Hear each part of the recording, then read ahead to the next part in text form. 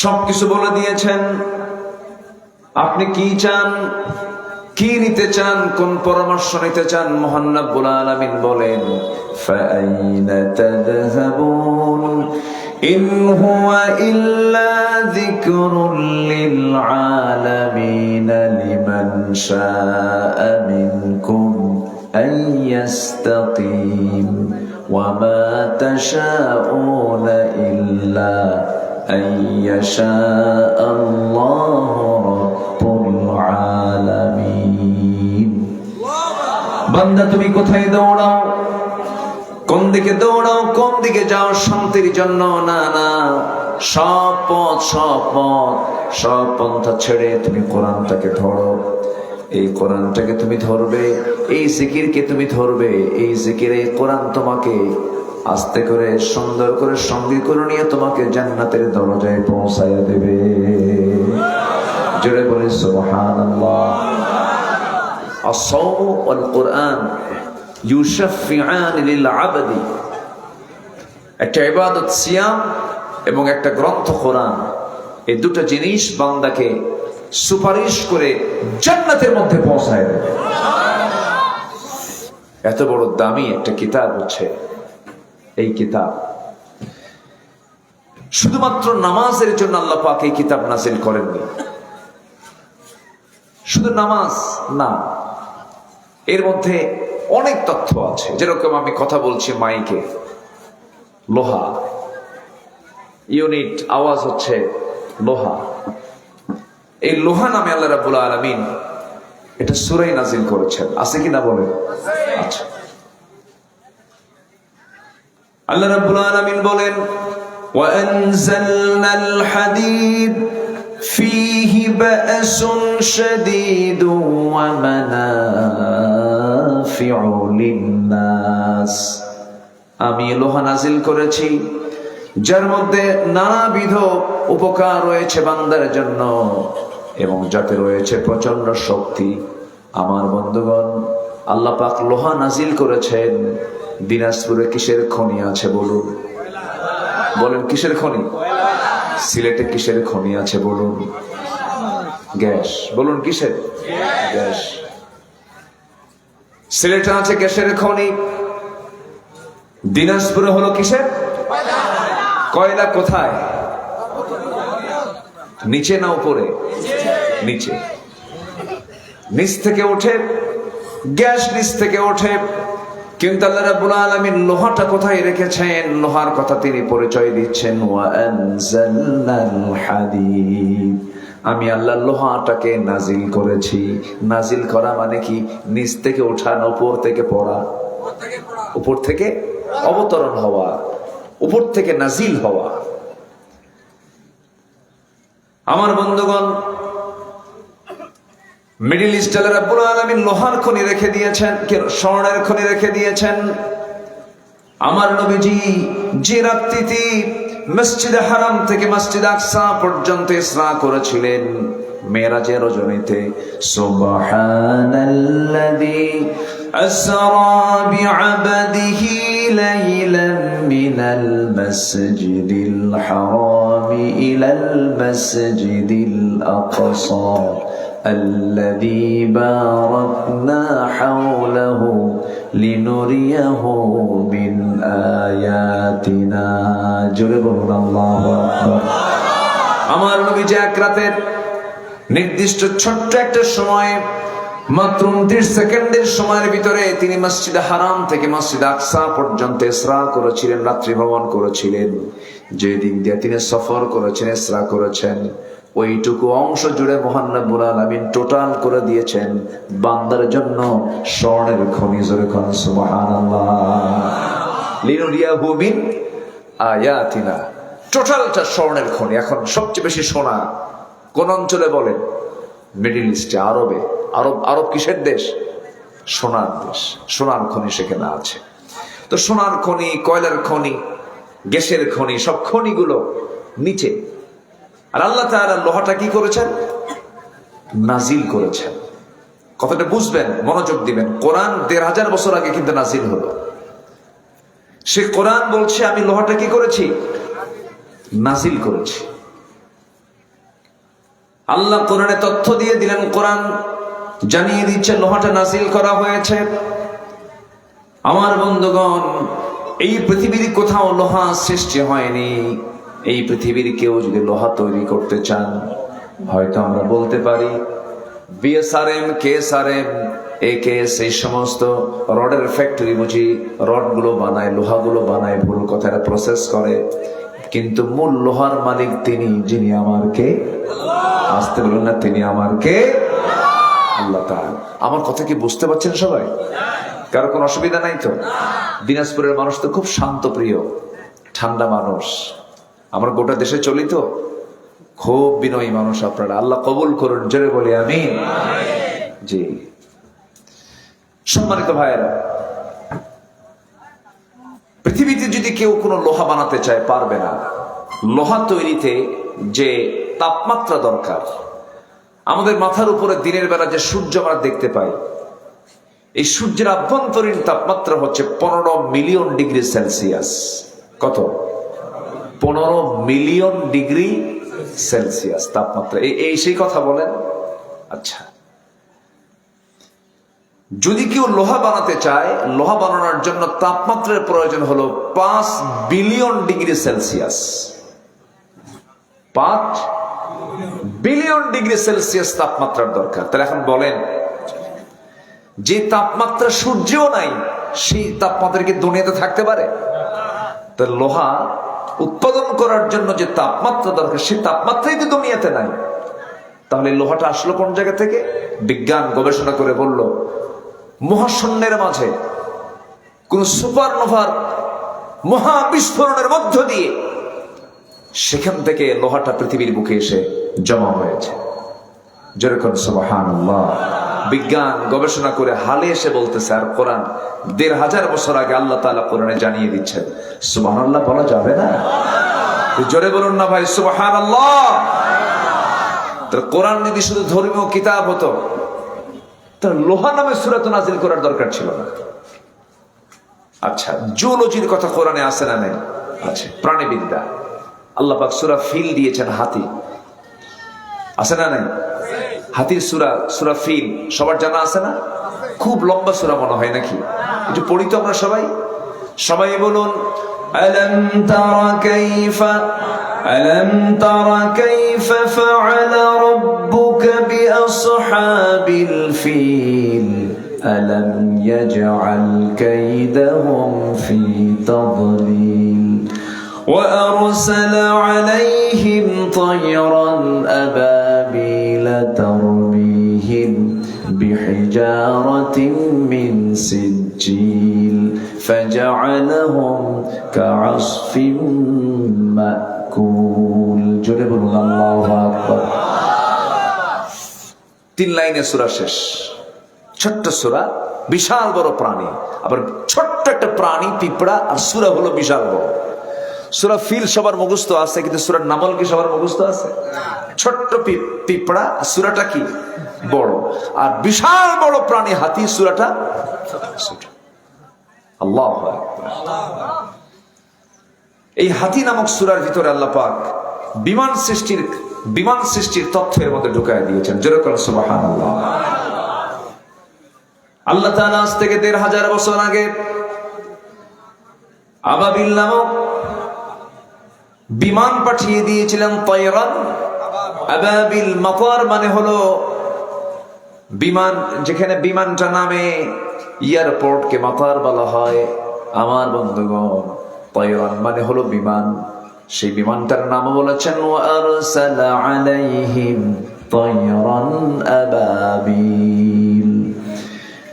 ওই জালিম বাদশাকে প্রতিহত করার জন্য মহান রব্বুল আলামিন, তার ঘরকে সংরক্ষণ করার জন্য মহান রব্বুল আলামিন আবাবিল নামক বিমান পাঠিয়ে দিয়েছিলেন। কি বিমান? এটা কিন্তু কোনো প্যাসেঞ্জার বিমান নয়, যাত্রীবাহী বিমান নয়, এটা হলো জঙ্গি বিমান। কি বিমান? যুদ্ধ বিমান। এই যুদ্ধ বিমানে কোনো প্যাসেঞ্জার থাকে না। এই যুদ্ধ বিমানের ভিতরে আল্লাহ রাব্বুল আলামিন 2টা করে বোমা দিয়েছেন। কয়টা? দুটো করে বোমা দিয়েছিলেন, সেই বোমার নাম মহান রব্বুল আলামিন কোরআনে কোট করেছেন, তারমিহিম বিহিজারাতিন মিন সিজ্জিল। সিজ্জিল নামক ছোট্ট ছোট্ট দুইটা বোমা ওই বিমানের মধ্যে ছিল। সেই জায়গা থেকে বিমান হামলা করে, বোমা হামলা করে, সিজ্জিল নামক বোমাগুলো তারমিহিম নিক্ষেপ করে ওই জালিম বাদশা আব্রাহার হস্তি বাহিনীর উপরে মহান রব্বুল আলামিন সব পাঠায় দিয়া তাদেরকে চিবানো ভুসির মতো, দেখবেন গরুটা যখন বসে বসে ঘাস খায় সে চাবায়, কি করে?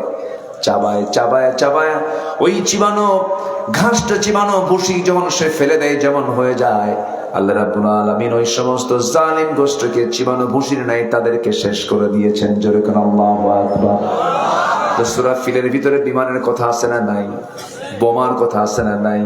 হামলা কেমনে করতে হয়, বিমান হামলা উপর থেকে গুলো নিক্ষেপ করতে হয়, এগুলো সমস্ত সিস্টেম গুলো, পদ্ধতিগুলো ১৫০০ বছর আগে জানিয়ে দিয়েছেন। তিনি আমার কে? তিনি আমার কে? আল্লাহ। আমার বন্ধুগণ, আবার পিঁপড়ার কথা আসছে, আবার মৌমাছির কথা আসছে। সূরাতুন নাহল নামে একটা সূরা আল্লাহ রাব্বুল আলামিন নাযিল করেছেন, ওয়া আওহা ইলান নাহলি আনিত্তাখিযি মিনাল জিবালি বুয়ুতা। আমি মৌমাছিকে ওহী দিলাম, মৌমাছি বাসা বানাবা কোথায়? গাছের ডালে। বাসা বানাবা কোথায়? বিভিন্ন বড় বড় রাজপ্রাসাদের, বড় বড় প্রাসাদের ছাদের কোনায় তুমি বাসা বানাবা, সুন্দর করে বাসা বানায়া গোটা দুনিয়ার সমস্ত ফুল ফল থেকে রসগুলো তুমি তোমার পেটের মধ্যে তুলে নিবা। আমাদের স্টমাক হলো একটা, আর প্রত্যেকটা মৌমাছির পেটের মধ্যে মহান রব্বুল আলামিন স্টমাক রেখেছেন দুইটা করে। একটা হলো তার পেটে খাবার ক্ষুধা চাহিদা মেটানোর জন্য, আর একটা হচ্ছে হানি স্টমাক, মধু সংরক্ষণ করার জন্য। যেরকম সুবহানাল্লাহ। তাহলে বান্দার অসুখ না হোক, বান্দার সুস্থতার জন্য যে ওষুধটা তৈরি করা হয়েছে আল্লাহ পাক বেছে নিয়েছেন হলো মৌমাছির পেট। সুবহানাল্লাহ বলবেন না? কিসের পেট বলেন? মৌমাছির পেটে এই মধুটা প্রসেসিং হয়, সে রসগুলো মুখে নিয়ে পেটের মধ্যে তোলে, এরপর পেটের মধ্যে কি হয়? প্রসেসিং হওয়ার পর, এটা তৈরি হওয়ার পর এটা মৌচাকে এসে সুন্দর করে মৌচাকের মধ্যে ঢেলে ফেলে। আল্লাহু আকবার বলেন। আর সেই মধুর ভিতরে ভেজাল ঢুকায় কে? আলহামদুলিল্লাহ। খুব ভালো না? খুব ভালো। আল্লাহ রোগ দিয়েছেন, রোগের ঔষধও দিয়েছেন, কিন্তু সেই ঔষধটা নষ্ট করলো কে বলেন? মানুষ। মানুষ তো রোগী হবে। আল্লাহ বলছেন, শারাবুল মুখতালিফুন আলওয়ানুহু ফীহি শিফাউন লিন-নাস ইখরুজু মিন বুতুনিহা। তার পেট থেকে বের হয় বিভিন্ন রং বেরঙের এই জুস, পানীয়, যার মধ্যে আমি আল্লাহ মরা রোগ ছাড়া, মৃত্যু রোগ ছাড়া সব রোগের ঔষধ রেখে দিয়েছে। আল্লাহু আকবার।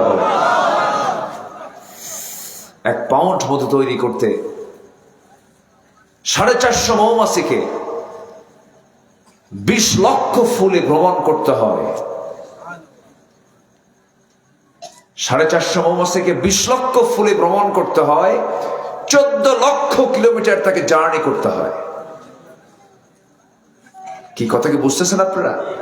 বলেন তো, 1 পাউন্ড, 1 কেজি মৌমাছি থেকে তৈরি হওয়া মধুর দাম আমার কতই দিই? ধরেন সর্বোচ্চ 2000 টাকা কেজি হতে পারে। আর সেই 1 পাউন্ড মধু তৈরি করতে আল্লাহ তাআলা 450 ওয়ার্কার মৌমাছিকে আল্লাহ রাব্বুল আলামিন 20 লক্ষ ফুলের কাছে পাঠিয়ে দিচ্ছেন। আল্লাহু আকবার। আর সেই মধুর ভিতরে যদি কেউ ভেজাল ঢুকায়, ওর ফাঁসি কি একবার দরকার না বারবার দরকার?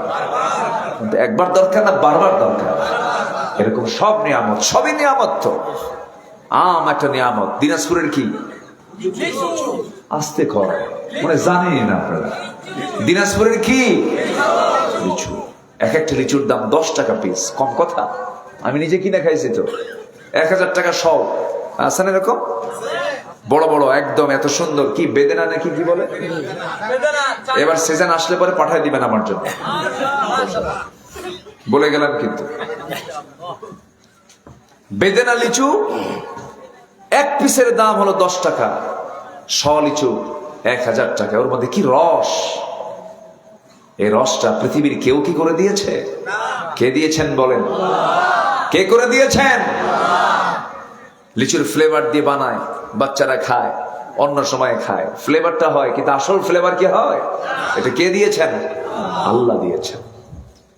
এই যে রসের মাস আল্লাহ রাব্বুল আলামিন গ্রীষ্মকাল দিলেন, এই যে সামার ভ্যাকেশন চলে আসবে, কাঁঠালের রস, আমের রস, লিচুর রস, জামের রস, এই যে আল্লাহ রাব্বুল আলামিন হাজারো ফলমূল দিয়েছেন। কেন দিয়েছেন? বান্দা তোমার দেহে যেন কোনো রোগ বাসা না বাঁধে। জাম দিলাম তোমার ব্লাড লেভেলটা যেন ঠিক থাকে।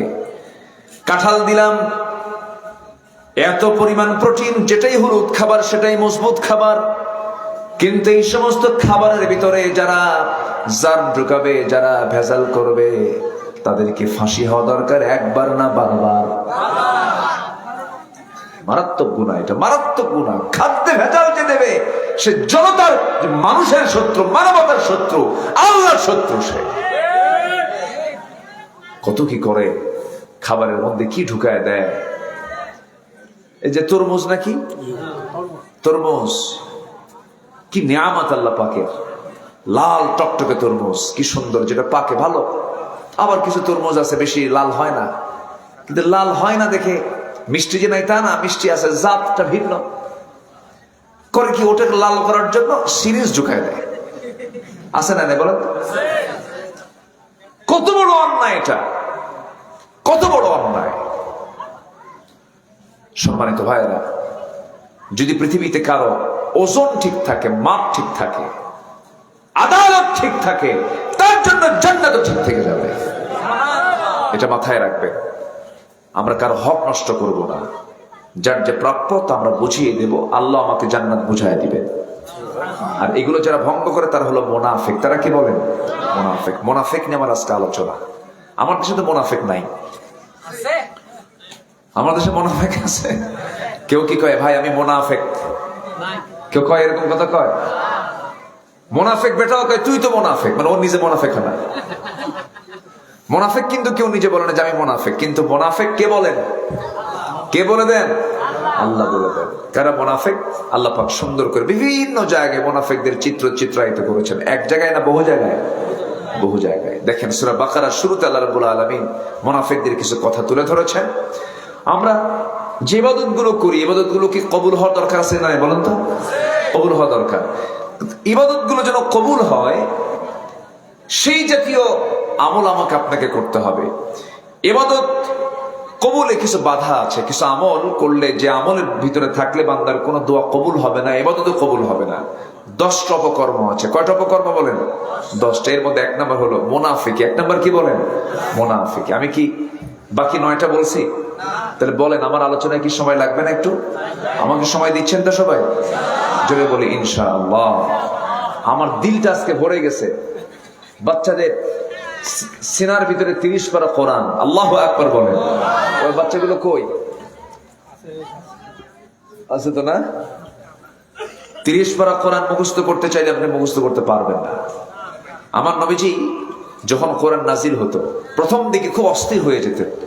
যাহা আসতোই বারবার অস্থির হতেন, আর মনে রাখার জন্য চেষ্টা করতেন, মেমোরাইজ করার জন্য চেষ্টা করতেন। আল্লাহ বললেন, হে রাসূল লা তুহাররিক বিহি লিসানাকা লিতাজালা বিহি, হে রাসূল আপনি আপনার জিহ্বাকে আওড়াবেন না, তাড়াহুড়ো করবেন না, আমি আল্লাহ নিজে আপনার সিনার মধ্যে কোরআনটাকে জমা করে দেব। তাহলে এখন বলেন, চেষ্টা করলে কি হাফেজ হয়? জমা করে দেন কে? যারা হাফেজ তারা আল্লাহর সিলেক্টেড বান্দা। যেরকম সুবহানাল্লাহ, এটা মাথায় রাখবেন। কিন্তু যারা হাফেজ হয় তারা আল্লাহ পাকের বিশেষ বান্দা। তারা কি বান্দা? বিশেষ বান্দা। তাহলে আজকে যে 2টা বাচ্চার মাথায় সিনায় কি মাথায় আমরা পাগড়ি দিলাম, তারা কি নরমাল বান্দা না বিশেষ বান্দা? বিশেষ বান্দা। এটা মাথায় রাখবেন। আপনাদের দোয়ায় আল্লাহ তাআলা আমাকে একটা ছেলে দিয়েছেন। কিছুদিন আগে সে হাফেজ কোরআন হয়েছে। কেউ তো আলহামদুলিল্লাহ কইলেন না? একটু দোয়া করবেন না আপনারা? আল্লাহ যেন তাকে বড় আলেম বানান, আমলওয়ালা আলেম বানান। কি বানান? আমলওয়ালা আলেম যেন বানান। সম্মানিত ভাইয়েরা, হাফেজের বাপ নিজে হাফেজ হওয়া এটা বিশাল বরকতের ব্যাপার, সবাই পারে না। এবং আমার বিশ্বাস যার সিনার ভিতরে 30 পারা কোরআন থাকে, তাকে যদি সঠিক নার্সিং করা যায়, ঝরে পড়ে আমার দেশে বাচ্চারা ঝরে পড়ে, পরিবেশ পায় না, নষ্ট হয়ে যায় অনেক সময়। যার সিনার মধ্যে 30 পারা কোরআন তুলতে পারে, সে পৃথিবীর সকল জ্ঞান তার সিনার মধ্যে তুলতে পারবে। এটা মাথায় রাখবে। ডক্টর মুরসি মিশরের প্রেসিডেন্ট ছিলেন, শহীদ, তিনি হাফেজ ছিলেন। রেসেপ তাইয়েব এরদোয়ান, তার একটি ইতিহাস আমি পেলাম, উনিও নাকি হাফেজ কোরআন আছে। আমাকে আপনাকে কোরআনকে লালন করতে হবে, কোরআনকে রীতিমতো তেলাওয়াত করতে হবে, কোরআনের সঙ্গে সম্পর্ক বাড়াতে হবে। আল্লাহর সঙ্গে সম্পর্ক বাড়ানোর 1 নাম্বার মাধ্যম হলো কিসের সঙ্গে সম্পর্ক করা? কোরআনের সাথে। আজকে আসছেন কিসের সঙ্গে সম্পর্ক করার জন্য? না আমার সাথে? আমার সাথে কিসের সাথে বলেন? কোরআনের সাথে। এই কিতাবের সঙ্গে আমরা সম্পর্ক রাখবো। জোরে বলি ইনশাআল্লাহ। এক সময় না, সব সময়? সব সময়। গাড়িতে বসে আছেন, চলে যাচ্ছেন ঢাকাতে, নিজস্ব গাড়ি যদি হয়, কোন আওয়াজ না দিয়ে সুন্দর করে বড় বড় কারীদের তেলাওয়াতটা শুনবেন, মক্কার ইমামকে। হয়তো দেখবেন আজকের যুবকরা অমুক শিল্পীর গান, অমুক শিল্পীকে চেনে, ওই শিল্পীর দারুণ গান, হিট গান। ভারতের হিন্দির ওই সমস্ত গানগুলো খুব হিট গান, খুব ভালো লাগে। এই সমস্ত চিন্তা চেতনা ইমানদারের মধ্যে থাকবে না। ইমানদারের চিন্তা করবে আল্লাহর কালামটা এখন বর্তমান পৃথিবীতে সুন্দর করে পড়ে কে? কাবার ইমামের তেলাওয়াত সে সার্চ করবে, মদিনার ইমামের তেলাওয়াত সে সার্চ করবে। বড় বড় হাফেজ কারা, বড় বড় আলেম কারা, জেনে খুশি হবেন আজ থেকে বেশ কয়েক বছর ধরে সবচাইতে হেফজুল কোরআনে সবচেয়ে বড় ভূমিকা যারা পালন করছে সেটা হচ্ছে আমার দেশের হাফেজরা। বলেন আলহামদুলিল্লাহ, জোরে বলি আলহামদুলিল্লাহ। জি জি, সালেহ আহমেদ তাকরিম নাম শুনেছেন তো? নাম শুনে নাই? সালেহ আহমেদ তাকরিম, ছোট্ট ছেলে। আমি দুবাই ছিলাম সে সময়। দুবাই আমার একটা প্রোগ্রাম ছিল, ওই সময় এই ইন্টারন্যাশনাল এই কম্পিটিশনটা হয়। সেই কম্পিটিশনে গোটা পৃথিবী থেকে প্রায় সব দেশ অংশগ্রহণ করেছে। এর মধ্যে 10 জনকে বাছাই করেছে। 10 জন বাছাইয়ের ভিতরে ভাবলাম আমার দেশটাও আছে সেখানে। 10 নাম্বার যখন বলেছে তখন অন্য দেশ, 9 নাম্বার, 8 নাম্বার, 7 নাম্বার, তখনও বাংলাদেশ বলে নাই। 6, 5, 4, 3, 2, 1-এ চলে আসছে বাংলাদেশ। আমার দিলটা ভরে গেল। আমি তখন দুবাই, আমার দেশ অবহেলা। কিন্তু ক্রিকেটে যত্ন আছে, অন্যান্য খেলায় যত্ন আছে, সিনেমার জগতেও যত্ন আছে, কিন্তু আমার দেশের এতিমখানা, মাদ্রাসা, লিল্লা বোর্ডিং চলে হলো আমার আপনার লাউ আর কুদু বেচার টাকা দিয়া।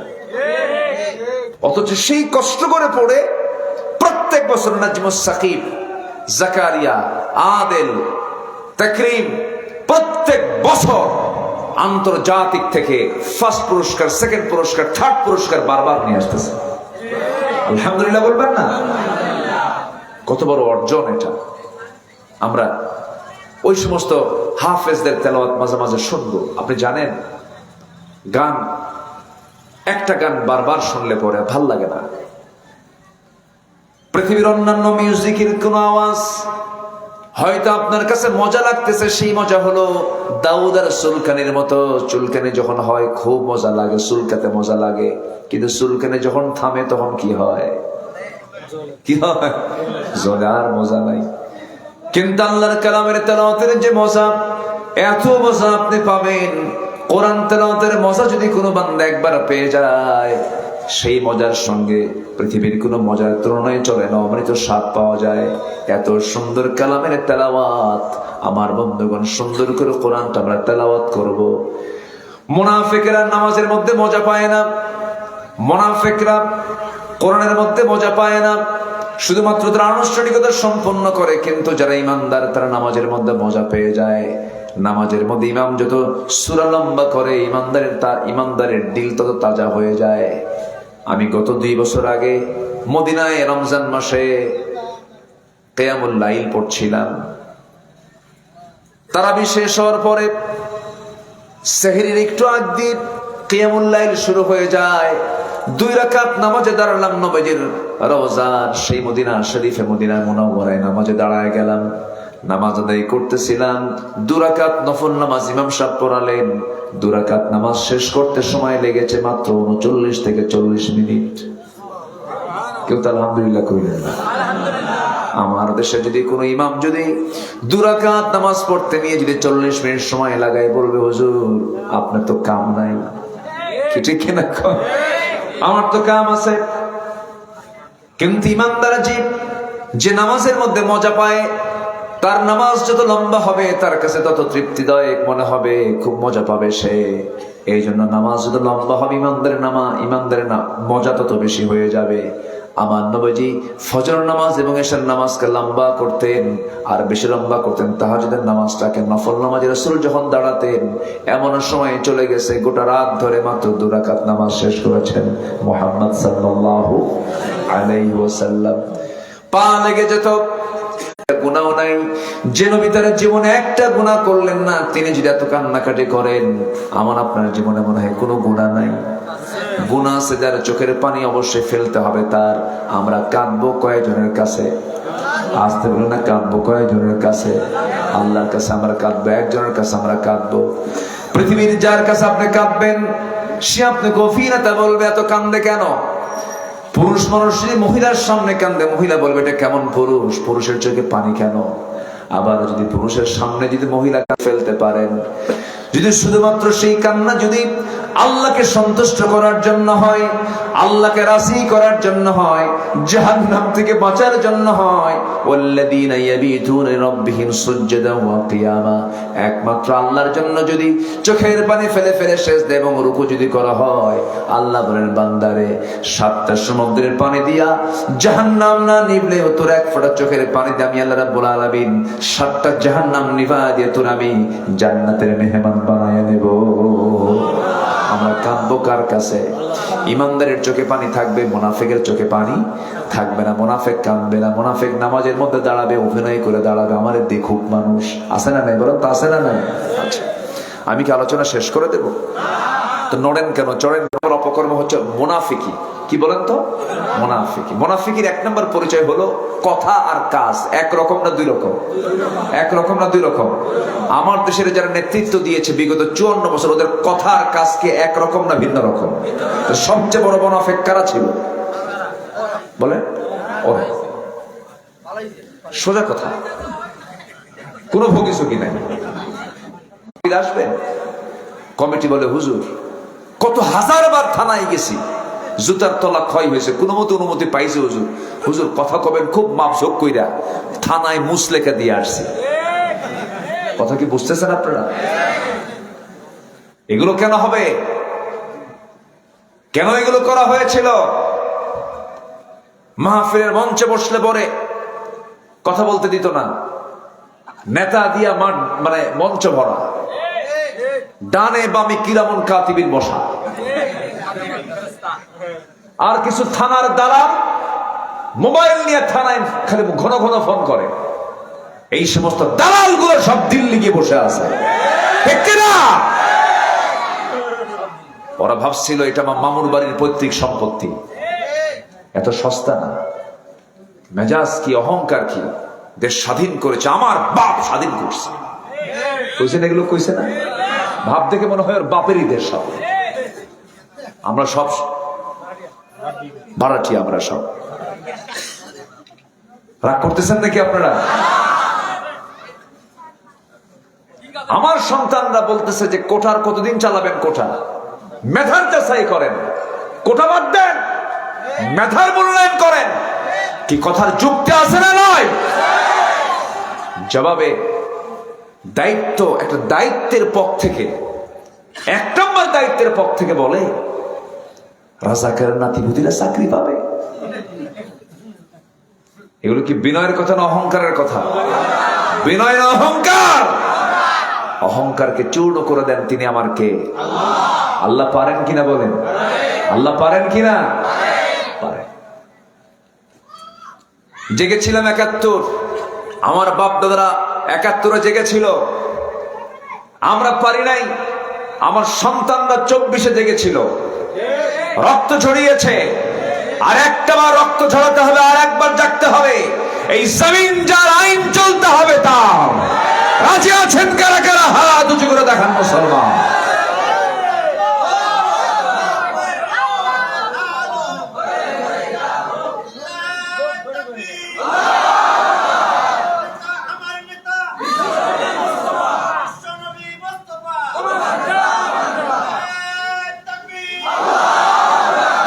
আল্লাহ কবুল করুন, জোরে বলি আমিন।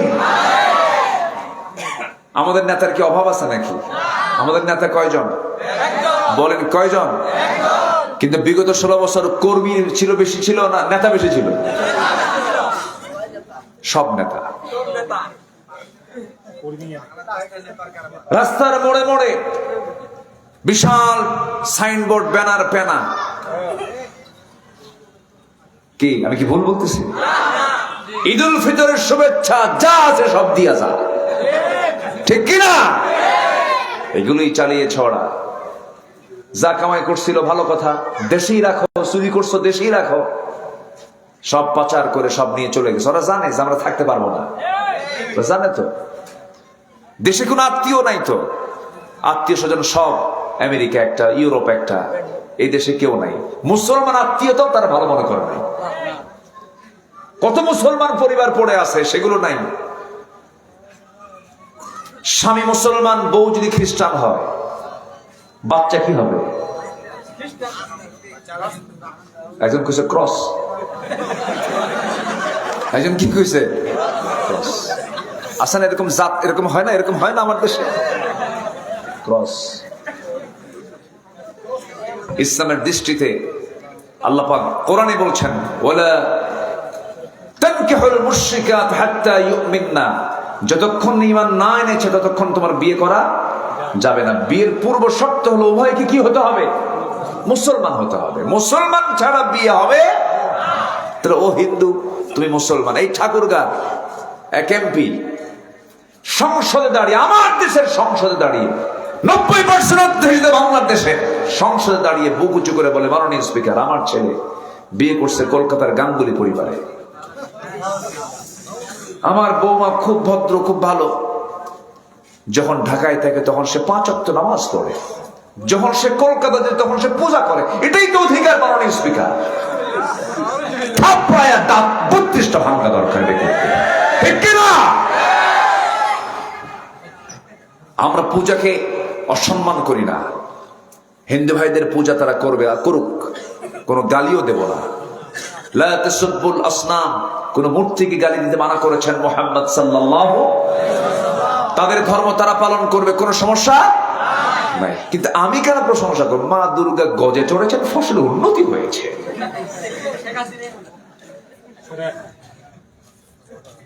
এরপরে কি কইল? ধর্ম যার যার, উৎসব সবার। চাকরি যার যার, বেতন সবার, নাকি? চাকরি যার যার, বেতনও তার তার। ধর্ম যার যার, উৎসব তার। আমার ঈদগাহের উৎসবে অন্য কেউ না আসবে। আমি রমজানের রোজা পালন করেছি, আমার উৎসব কি তার উৎসবের সঙ্গে মিলবে? আমার উৎসব রমজানের রোজা রেখেছি, আমার উৎসব ঈদুল ফিতর, কি ঠিক কিনা? আমার কোরবানি, আমার ঈদুল আজহা, ঠিক কিনা বলেন? আমার কোরবানি আছে, আমার ঈদুল আজহা। আমার রোজা, আমার ঈদুল ফিতর। তো ধর্ম যার যার, উৎসব সবার। এটা কোন কোন কোন ফতুয়া থেকে পাইছে এগুলো? এগুলো সব মুনাফিকি, মুনাফিকি, মুনাফিকি, ঠিক কিনা? ওই 10% কে হাতে নেওয়ার জন্য, বুঝেন নাই? 10% কে হাতে নেওয়ার জন্য ধর্মবাদ। কি বাদ? ধর্মবাদ।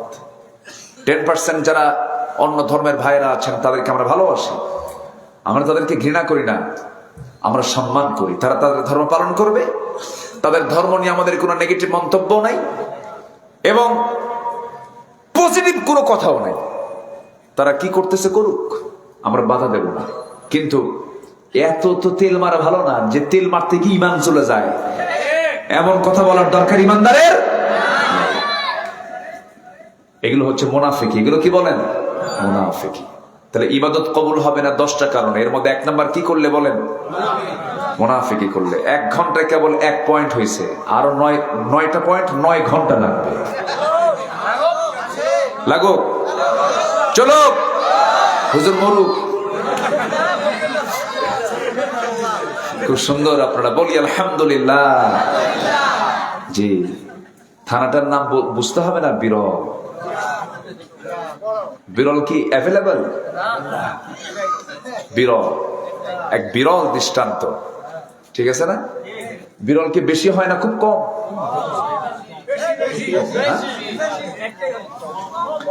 কম কিন্তু ভালো। কম কিন্তু কি ভালো, যার ডিমান্ড আছে সেটাই হলো। এরকম লোক পাওয়া খুবই বিরল। লোকটা এত ভালো, কথা বোঝেন নাই? অল্প সংখ্যক যেটা খুবই কম, খুবই দামি যেটা, সেটা কি বিরল। বলি আলহামদুলিল্লাহ। জান্নাতে যাওয়াটাও বেশি লোকের না কম লোকের?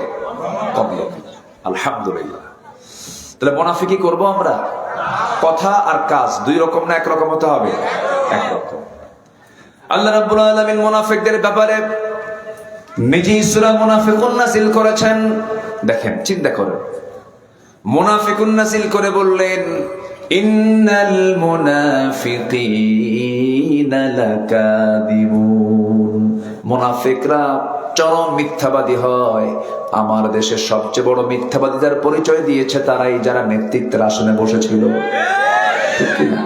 খালি মিথ্যা কথা, উঠতে বসতে সব জায়গায় মিথ্যা কথা, ধোঁকাবাজি। আমরা এগুলো আর দেখতে চাই না। এখন তো সব স্বপ্ন শুধু দেখতেছে ইলেকশন, ইলেকশন। কি ঠিক কিনা বলেন? দেখতেছে, কিন্তু ইলেকশন তো 54 বছর দেখলাম তো আমরা। আমার ইলেকশন ছাড়াও ছিলেন অনেকে। বিগত 16 বছর কি ইলেকশন ছিল? তো এত বাড়াবাড়ি কেন? এর আগে আমাদের এই রংপুরের চাচা, কি জানেন না আপনারা? উনিও তো ছিলেন, ছিল ইলেকশন ছিল, বহুদিন ইলেকশন ছিল না।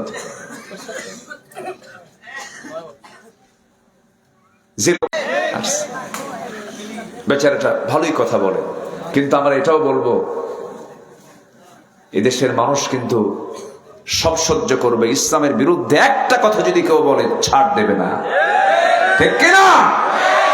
নারী সংস্কারের নামে পতিতাকে আপনি প্রমোট করবেন, এটা মানবে না জাতি, এটা কখনো মানবে না।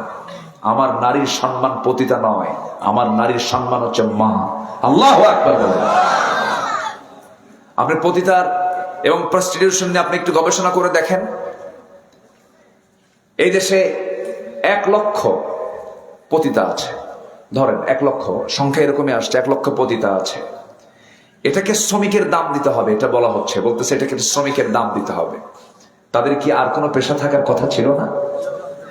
আপনি একটু খোঁজ নিয়ে দেখেন, এই 1 লক্ষ পতিতা যারা লাইসেন্স নিয়ে যারা পতিতা বৃত্তি করছে, তার ম্যাক্সিমামই হলো অপহরণের শিকার, তারা বাস্তবতার শিকার, ব্ল্যাকমেইলের শিকার, প্রতারণার শিকার তারা। এবং তাদের অধিকাংশই কেউ এই পথ নিজের ইচ্ছায় বেছে নেয়, বাধ্য হয়েছে তারা। এগুলো কি স্টাডি করা দরকার, এগুলো বোঝা দরকার। আমার মাকে আমি উলঙ্গ দেখতে চাই না, আমার মাকে আমি এত সস্তা দেখতে চাই না। আমার মার সঠিক মূল্যায়ন আমরা দেখতে চাই, আমার মার সঠিক অধিকার আমরা দেখতে চাই, ঠিক কিনা? সেটা বোন হিসাবে, স্ত্রী হিসাবে, মা হিসাবে, মেয়ে হিসাবে ইসলাম প্রত্যেকটা অধিকার 16 আনা দিয়েছে। যেরকম সুবহানাল্লাহ। একটা নারী সারা জীবন রাজরানী। আল্লাহু আকবার বলেন। মায়েরা কি মাহফিল আছে নাকি? সারা জীবন মেয়েরা কি চাকরানী না রাজরানী? বলেন বলেন বলেন। কিন্তু পশ্চিমারা নারীকে বানাতে চাই চাকরানী, কিন্তু সারা জীবন নারী ইসলামের দৃষ্টিতে হলো রাজরানী। পুরুষের আয় আছে, ব্যয় আছে, নারীর আয় আছে কিন্তু ব্যয় নাই। কি? আল্লাহু আকবার বলেন। এখানে আলেম ওলামা আছেন। পুরুষের আয় আছে, ব্যয় আছে, নারীর আয় আছে, ব্যয় নাই। ধনীকে বলেন, ধনীকে? মহিলা। সেই ধনী নিজের দেহ বেঁচে খেতে হবে, আস্তাগফিরুল্লাহ। আর তার জন্য পতিতাদেরকে শ্রমিকের মর্যাদা তাদের সংস্কারের নামে এই বেহাপনার জন্য প্রমোট করা হবে। এটা জাতি মানবে না, মানবে না, মানবে না, মানবে না, মানবে না, ঠিক কিনা? এটা মানবে না। আমার মার দাম কত? রাসূল বললেন, তোমার কি জানো জান্নাত কোথায়? রাসূল বললেন, জান্নাত হলো মার পায়ের নিচে। জোরে কান সুবহানাল্লাহ। আমার মায়েরা, আমার ভাইয়েরা, হয়তো বলবেন, যদি অনেকে যুক্তি দেখান এই সমস্ত প্রস্টিটিউশন গুলো না থাকলে পরে মেয়েদের স্বাধীনতা বিপন্ন হবে, পুরুষরা কিছু কিছু পুরুষরা পাগলের মতো মানুষের বাড়িতে বাড়িতে ঢুকে পড়বে, ভুল কথা। পর্দার সিস্টেমটা চালু করে দিয়ে দেন, বেহাপনা গুলো বন্ধ করে দেন, পর্ন সাইট গুলোকে সম্পূর্ণ ক্লোজ করে দেন। আমেরিকার দিকে তাকান, কে বলেছে শান্তি আছে? আমেরিকার মানুষ শেষ জীবনে পাগল হয়ে যায়, মানসিক রোগী সেখানে বেশি। যখন মানুষের বয়স 70-60 যখন পার হয়ে যায়, সে দেশে সবগুলোকে বৃদ্ধাশ্রমে রেখে আসে। কোনো বুড়ো মানুষের কোনো দাম নাই, তারা অর্ধেক পাগল হয়ে যায়। একটা মানুষ ধ্বংস হয়ে যায় দুইটা দিকে, একটা হচ্ছে মাদকাসক্ত যখন হয়ে পড়ে, আবার যখন পর্ণাসক্তিতে সে যখন জড়িয়ে পড়ে, এই সমস্ত নীল পর্ণে, এই সমস্ত পর্নোগ্রাফি দেখে হাজারো যুব সমাজকে নষ্ট করে ফেলছে তারা। সেই দেশে কোনো শান্তি নাই। যুবকরা নোংরামির দিকে যাবে না। পর্ণাসক্তি যখন তোমার মধ্যে চলে আসবে, তখন তোমার দেখতে হবে তোমার দেহটা নষ্ট হয়ে যাবে, ফ্রন্টাল সেলগুলো নষ্ট হয়ে যাবে, স্মৃতিশক্তি নষ্ট হয়ে যাবে, আকাম কুকামে যাওয়া যাবে না, সেজদার মধ্যে পড়ে থাকবে। সময়গুলো সুন্দর করে, প্রপার টাইমগুলো, সময় সুন্দর করে সময়টা বেছে নিবা, রোজা রাখবে, নামাজটা রেগুলার করবে, সৎসঙ্গ সব সময়ের জন্য তুমি তালাশ করবে, একাকী নীরবে একটা ঘরের মধ্যে থাকবে না, অসুস্থ সময় পার করবে না। এবং তুমি ভাববে আমি সকাল পেয়েছি, সন্ধ্যার মধ্যে আমার মরণটা হতে পারে, আবার সন্ধ্যা পেয়েছি, সকালের মধ্যে আমার মরণটা হতে পারে। এমন সেন্স, এমন পরিবেশ, এমন এনভায়রনমেন্ট তৈরি করে তুমি তোমার জীবনকে সাজাও, দুনিয়াও তোমার জন্য সফল, আখিরাতও তোমার জন্য সফল। কষ্ট দিচ্ছি মনে হয় কথাগুলো বলে। কথাগুলো কি বলার দরকার আছে বাবারা? নোংরামি করতে যাবে না। তুমি কি জানো, তুমি মোবাইল দেখতেছো, আল্লাহ তোমাকে দেখতেছেন। তোমার চোখ কোন দিকে তাকায়, তোমার চিন্তা কোন দিকে যায়, তোমার হাত কোন দিকে যায়, তোমার পা কোন দিকে যায়, আল্লাহ বলছেন ওয়া ইয়ালামু খাইনাতাল আ'য়ুনি ওয়া মা তুখফিস সুদূর। তোমার অন্তরে তুমি কি দানা বেঁধেছো এবং তুমি তোমার চক্ষু দিয়ে কি খেয়ানত করছো, পৃথিবীর কেউ না জানলে কে জানেন? আসতে বলবেন না, কে জানেন? আমার আল্লাহ এমন আল্লাহ যে আল্লাহ আলোতেও দেখেন, অন্ধকারেও দেখেন। সাউথ কোরিয়াতে আমার একটা সফর ছিল। সাউথ কোরিয়া খুব উন্নত একটা রাষ্ট্র, কিন্তু ওরা কুত্তা খায়। কি খায়? কি খায়? কুকুর খায়। ওরা আবার ওই মাঝে মাঝে ওদের বাপ দাদার সমাধিতে যায়। আমি একদিন যাচ্ছিলাম, আমি ইনচিয়ন থেকে সিউল থেকে, মানে ওটা রাজধানী সিউল থেকে আমি ইনচিয়ন যাচ্ছিলাম। দেখি অনেকগুলো গাড়ি নিয়ে একটা সমাধি, ওদের সমাধি আছে আবার, মানে আমার যেমন কবরস্থান বলি, ওদের সমাধি স্থল আছে, ওদের আত্মীয় স্বজন, ওদের বাপ দাদারা যেখানে ওরা কবর দিয়ে থাকে। তখন সব যাচ্ছে, কান্নাকাটি করতেছে, মেলাগুলো বোতল নিয়ে যাচ্ছে। তো বললাম এরা যায় কই? এরা কবরে যাচ্ছে। বোতল নিয়ে যায় কেন? ওরা বোতল নিয়ে ওখানে দোয়া করে কিছুক্ষণ, আর বলে বাবা তোমাকে দেখতে আসলাম, তুমি থাকো। অনেকগুলো মদ দিয়ে গেলাম, মদের ভালো করে খাও আর মজা করো। কি ভালো করে খাও আর কি করো? মজা করো। তোরা আল্লাহকে, ওরা ভাবে যে আল্লাহ মনে হয় শুধু আলোটাই দেখে, অন্ধকার দেখে না। আমার দেশের এক প্রবাসী রমজান মাসে রোজা রাখছে। তুই দেশের এক বৌদ্ধের অধীনে চাকরি করে। বৌদ্ধ বলে তুই কাজ করিস না কেন? আমি একটু রোজা আছি তো, একটু দুর্বল, আমারে মাফ কর। রোজা কি? না খেয়ে থাকা। কেন তুই না খেয়ে থাকিস কেন? আল্লাহ মানে মানা করছে। তোর আল্লাহ না খেয়ে থাকতে কয় কি? না, সারা বছর না, 1 মাস। কতক্ষণ থেকে কতক্ষণ? কে শেষ রাতে খাবো, সন্ধ্যা ইফতার করবো। কি তাই? তো না খেয়ে থাকি, সেটা কেমন কথা? না, আল্লাহ মানে মানা করছে, এই জন্য আমি না খেয়ে আছি। তাই? তাহলে শোন, এই যে গ্লাসটা দিলাম, বোতলটা দিলাম, তুই ঘরের মধ্যে যায় লুকায় দরজা বন্ধ করে খা। কি কথা কি বুঝতেছেন না? এখন আমার দেশের এই প্রবাসী বলতেছে, স্যার আপনি যেটা বলতেছেন আমার আল্লাহ তো সেই আল্লাহ, আপনার আল্লাহ মনে হয় অন্ধকারে দেখে না, কিন্তু আমার আল্লাহ ওই আলোতেও দেখে অন্ধকারেও দেখে। যেরকম আল্লাহু আকবার। এখন বুদ্ধের ধারণা সে চেঞ্জ হয়ে গেছে, সে বলতেছে তাই তোমার আল্লাহ তো তাহলে খুব মজবুত আল্লাহ, যে আল্লাহ তোমাকে আলোতেও দেখে অন্ধকারেও দেখে, আর তোমার সে আল্লাহর ভয়ে সুযোগ আছে দরজা লাগায় খেতে পারবা তাও খাও না, আল্লাহর ভয়ে খাও না। তো তোমার চাইতে ভালো মানুষ তো আর দুনিয়াতে থাকার কথা না, এবং তোমার দেশের মানুষও তো সবচেয়ে ভালো। আসলেই ভালো আমরা, তাই না? দেখছেন আমরা ভালো। আমরা বৌদ্ধের যে ধারণা সেই ধারণা যে কি আমরা ভালো, সে রোজার হককে আমরা আদায় করি? বলেন তো, রোজার হক আমরা আদায় করি? একমাত্র ডক্টর ইউনূস সরকারের এই আমল ছাড়া আমার বুদ্ধি বয়সে দেখি নাই রমজান মাসে কোনো খাদ্যের দাম কি বাড়ছে ছাড়া কমছে। কি ঠিক কিনা বলেন? রমজান মাসে পেঁয়াজের দাম কি কোনোদিন কমতে দেখছেন? এই বছরের আগের বছরই তো ছিল 80 টাকা কেজি, 90 টাকা কেজি। সেই পেঁয়াজ এবছর খাওয়া হয়েছে রমজান মাসে কয় টাকা? 20 টাকা কেজি। তাহলে ইউনূস কি বরকত না? কি রাগ করতেছেন নাকি আপনারা? কিন্তু নারী, ওই নারী অধিকারের নামে, নারী সংস্কারের নামে আকাম কুকামের আইন যদি কেউ বাস্তবায়ন করে, সেখানে ইউনূস খাটবে না। ঠিক কিনা? ইউনূস খাটবে না। ইসলামকে নিয়ে যে বাজে কথা বলবে জিহ্বা টেনে ছিড়বো আমরা জিহ্বা টেনে ছিড়বো। কোন আপোষ চলবে না। ইসলাম আছে, সম্পর্ক আছে। ইসলাম নাই, বাপ হলেও সম্পর্ক নাই। কষ্ট পেলেন? কষ্ট পেলেন? বাপ আগে না ইসলাম আগে? মা আগে না ইসলাম আগে? ভাই আগে না ইসলাম আগে? দল আগে না ইসলাম আগে? দল দিয়ে ইসলাম মাপবো না ইসলাম দিয়ে দল মাপবো? বলেন বলেন বলেন। দল দিয়ে ইসলামকে মাপবো না ইসলাম দিয়ে দল মাপবো? ইসলাম যদি বলে এই দল ঠিক, তাহলে ঠিক। ইসলাম যদি বলে এই দল ঠিক নাই, এই দল ঠিক নাই। কিন্তু আমরা কি করি?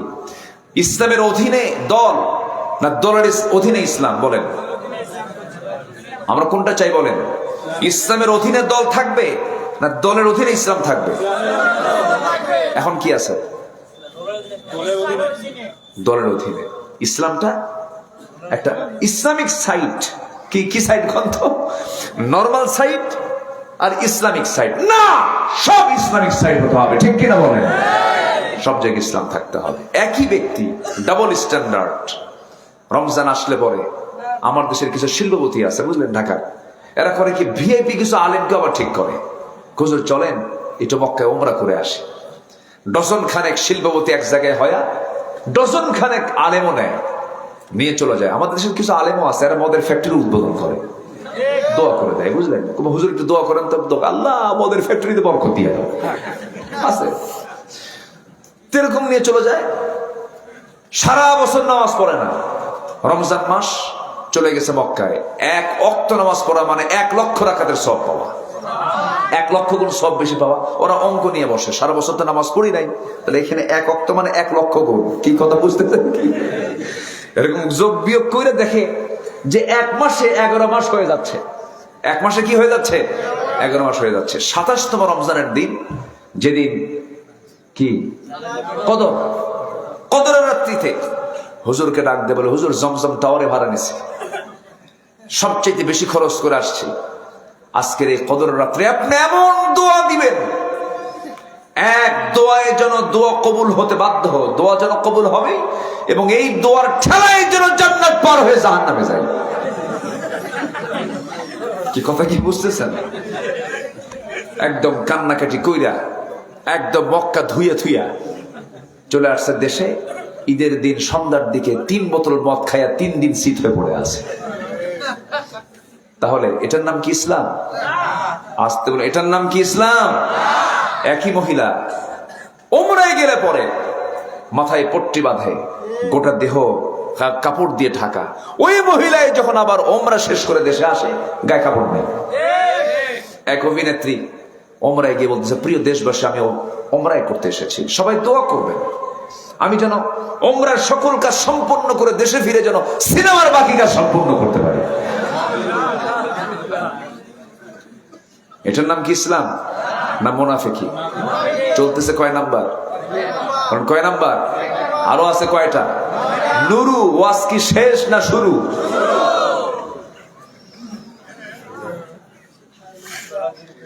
আমার বন্ধুগণ, মুনাফিকি করা যাবে না।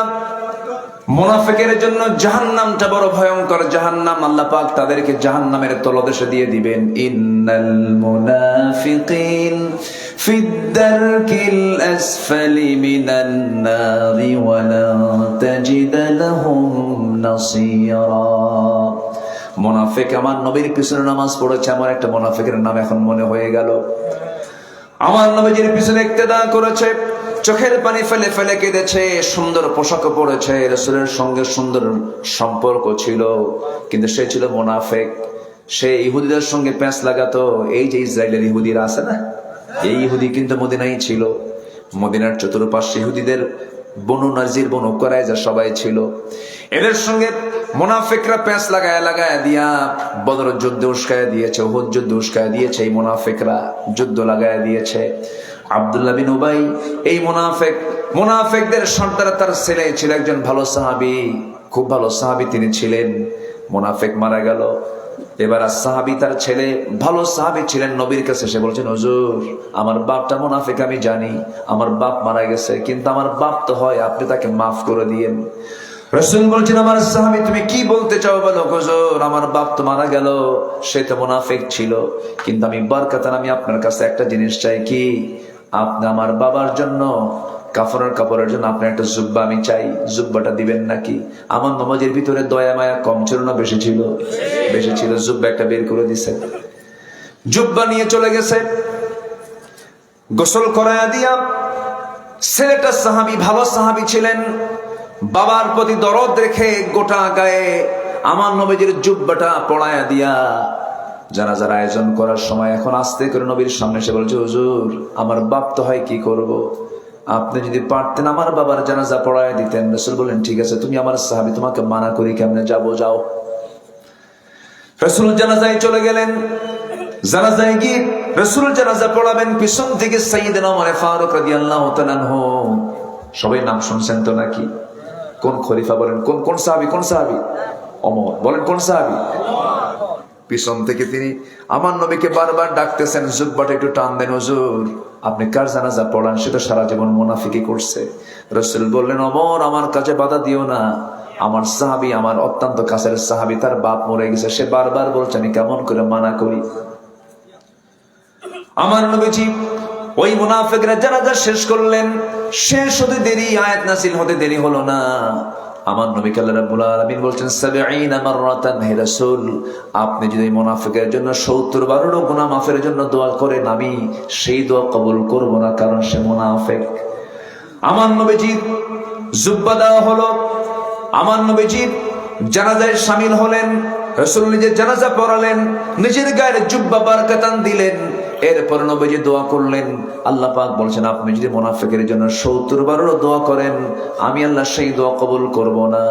সেই মুনাফিকের জন্য রাসূল দোয়া করেও যদি সেই দোয়া কবুল না হয়, আমার বন্ধুগণ সেই মুনাফিকি করলে পরে সেই মুনাফিকের ক্ষমা কি আল্লাহর কাছে আছে নাকি? আসতে বলবেন না, আছে নাকি? নাই। মুনাফিকি করা যাবে না।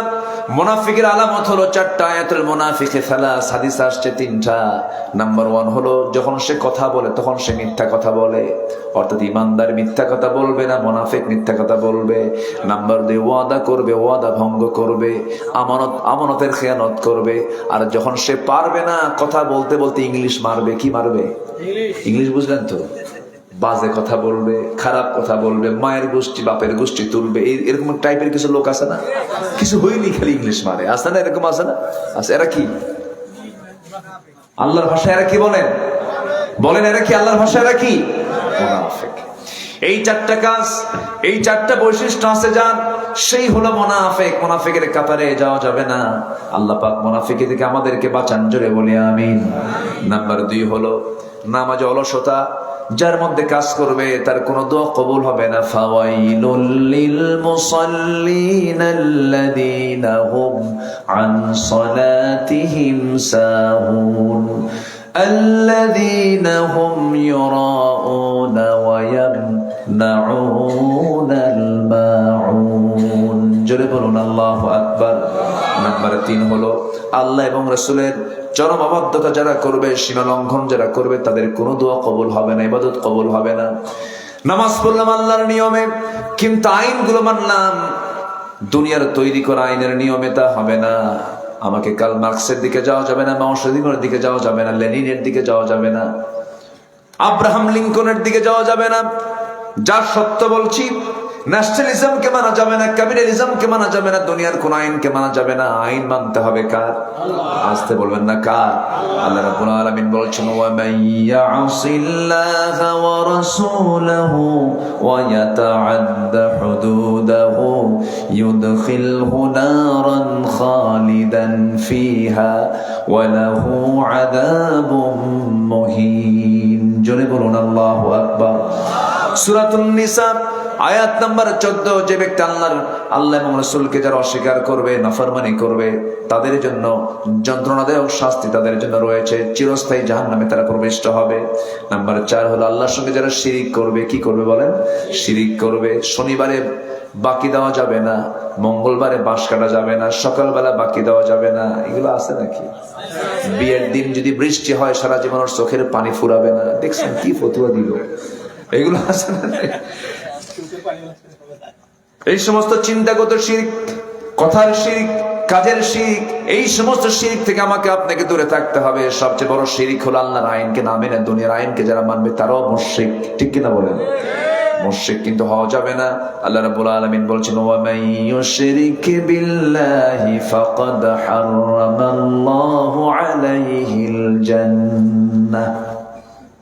শিরিক করবে যে জান্নাত বাজেয়াপ্ত হয়ে যাবে, তার জন্য জান্নাতটা তার জন্য হবে না, তার জন্য জাহান্নাম অবধারিত হয়ে যাবে। নাম্বার 5 হলো সামনে পেছনে যারা পরনিন্দা করবে। এরকম লোক তো মনে হয় বিরলে নাই। আসতে বলবেন না, আছে না নাই? নামাজ পড়ে, তাহাজ্জুদ পড়ে, আবার চার দোকানে বসে বসে পরনিন্দা করে, পরচর্চা করে, গীবত করে। আছে না নাই? পরচর্চার ভাব সব দেখে মনে হয় সে আকাশ থেকে কেবলই ফেরেশতা হয়ে নাজিল হয়েছে। এরকম আছে না বলেন তো? পরচর্চা তার মুখে আসে যে ব্যক্তি নিজে গুনাহগার। যে ব্যক্তি পরচর্চা করবে না, সে ভাববে আমি তার পরচর্চা করব কখন? আমার তো বহু চর্চা আছে, আমার তো জীবনে বহু গুনাহ আছে, আমি অন্যের গুনাহ নিয়ে টানবো কখন?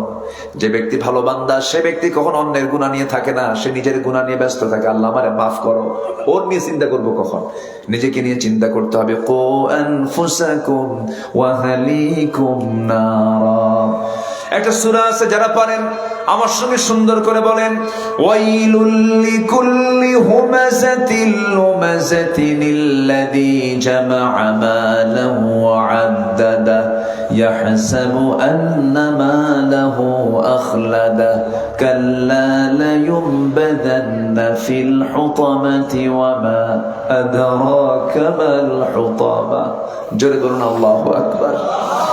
ধ্বংস হোক তাদের যারা সামনে পেছনে নিন্দা করে, গীবত চর্চা করে, যারা সম্পত্তিকে মনে করে এটাই আমার জন্য স্থায়ী হয়ে যাবে। শুধুমাত্র শুধু সম্পদের পেছনে যারা দৌড়াদৌড়ি করে, সম্পদকে ধরতে গিয়ে নামাজ কাজা করে, সম্পদকে ধরতে গিয়ে হালাল হারাম চিন্তা করে না, তাদের ধ্বংস হয়ে যাক। বলছেন কে? আসতে বলছেন কে? আল্লাহ তাআলা। নাম্বার 6 হলো আল্লাহকে ভুলে থাকবে, যে মন্দ কাজের যে আদেশ করবে, আল্লাহ রাব্বুল আলামিন বলছেন তাদের কোনো দোয়া আমি আল্লাহ রাব্বুল আলামিন কবুল করব না। নাম্বার 7 হলো শয়তানের যারা পদাঙ্ক অনুসরণ করবে। লা তাত্তাবিউ খুতুওয়াতিশ শাইতান ওয়া মান ইয়াত্তাবিউ খুতুওয়াতিশ শাইতানি ফাইন্নাহু ইয়া'মুরু বিল ফাহশাই ওয়াল মুনকার। যারা শয়তানের পদাঙ্ক অনুসরণ করে, তারাই তো ফাহশা কাজের দিকে যায়, নিকৃষ্ট কাজের দিকে যায়, অপছন্দনীয় কাজের দিকে যায়। এই জন্য আমরা শয়তানের পদাঙ্ক অনুসরণ করব না। আমরা কার নীতি মানব? কার হুকুম মানব? আল্লাহর হুকুম। শয়তান বুঝি বিরলে আসে না? শয়তান কি বিরলে আসে? আসে কি না? আসে। মানুষ আছে যেখানে শয়তানও সেখানে। আমার আব্বা আদম আলাইহিস সালাম ছিলেন কোথায়? কোথায় ছিলেন তিনি? শয়তান কই গেছিল? ওই জান্নাতে ঢুকছিল। তো শয়তান যদি জান্নাতে ঢুকে আমার বাপকে কি করে? কি দিছে? দেয় নাই? ধোকা দেয় নাই? ফাযাল্লাহুমা শাইতান, মারেও ফাযাল্লাহুমা, মাও বাদ পড়ে নাই। দুজনকে পদস্খলন ঘটায় দিল। শয়তান যদি জান্নাতে ঢুকে আমার বাপ মাকে ধরতে পারে, দিনাজপুর তো চেনে না মনে হয়। আজ থেকে দিনাজপুর আসে না নাই বলেন? এখানেও আসে। প্রত্যেক রাতের শেষ সময় বিশেষ করে আসে। শয়তানের আসার একটা স্পেশাল সময় আছে, শেষ রাত। আবার আল্লাহরও মাফ করে দেওয়ার একটা স্পেশাল সময় আছে, কোন রাত? শেষ রাত। শেষ রাতে শয়তান চলে আসে।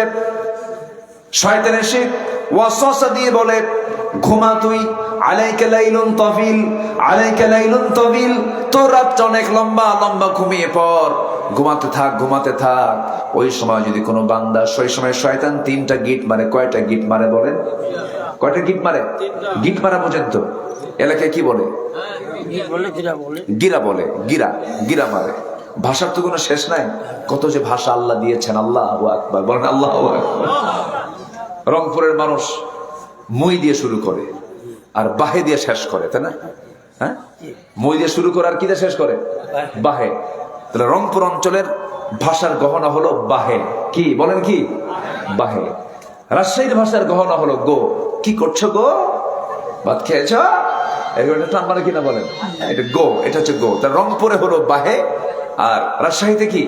গো। আর নোয়াখালীতে হলো কেন। ভাত খাবেন কেন? হুজুর দোয়া করবেন কেন?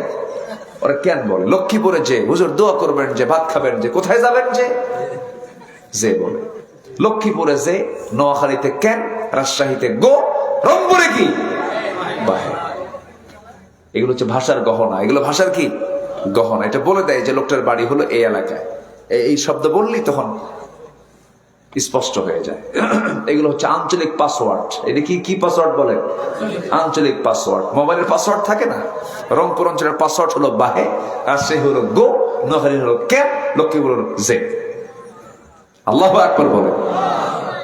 আল্লাহ মহানা, আল্লাহু আকবার। ওয়াজআলনাকুম শুউবান ওয়া ক্বাবাইলা লিতাআরাফু।